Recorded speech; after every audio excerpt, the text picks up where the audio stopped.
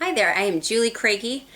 There are so many of you who are new to our channel, and sometimes I think that whenever you jump on to someone's channel and you're just learning about their story, it can be really hard to fit together all the pieces and figure out what is going on. I know that's true for me whenever I find new families on YouTube that I want to follow. So I just wanted to take a quick minute to give you a kind of overall view of what our mission is here, what we're doing, what God has been doing through us, and what we hope to have happen here on this property.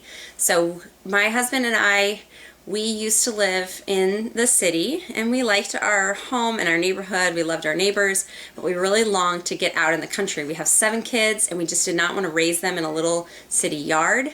We wanted to be out in the country, so we did have that vision. So we really prayed a lot and looked at a lot of different places. We had no intention of building a house. We were going to our plan was kind of find an old farmhouse and just, fix it up little by little, and that's where we would stay. But God led us right here to this property that we live on today. And when we first came here, we both just knew. Do you ever have that? You just know? Looking around, it is not the place I would have picked. In fact, the day we came, it was like disgusting weather and there were mosquitoes biting us. We come up and there is a house that is in such bad shape. The roof is damaged, it's full of mold. We didn't even go inside. It clearly was not livable.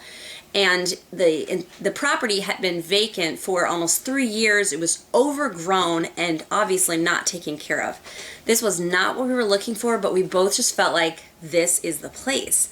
Now, because we still owned our house in the city and we hadn't even finished the renovation to put it on the market, we didn't have this, free and clear, like, let's just go get a loan and start building a house. That just wasn't possible. And so while we were walking around just trying to discern what would we do if we bought this place, would we live in a little apartment while we tried to build somewhere to live? What would we do? There was this tiny little workshop that my husband just had this vision of, like, what if we somehow turned this into a little house that we could live in? So if you want to hear that whole story, you can check out my tiny house tour video. I will link that in the description box. Won't repeat all of that, but anyway, here we are. It happened, it's been 1 year, I think next month is 1 year since we moved in. So 1 year later, we're living in this little house and we're expecting our 8th baby, so we are growing. But one question that I get a lot on the tiny house tour video is, what are you going to do long term? This doesn't seem sustainable long term because of the size of our growing family versus the size of this little 575 square foot house. And it's not our long-term vision. This is a stepping stone, and it has been an awesome experience to live here and to learn what it's like to live small. But this is just a stepping stone. So our next step here on this property is to build a big house. So we're going to go from the opposite. We're going from the tiny house to a big house. And the reason that we want to go to a big house is because we have a big vision for this property. We want God to be able to use us on this property to do some big things. We want to host families. We want to host events or maybe little retreats. We want this place to be a place where people can come and have just some restoration, some revitalization to, be ready to go back to their lives. So this little house that we're living in, one day we will use for a guest house, a place that people can come and stay.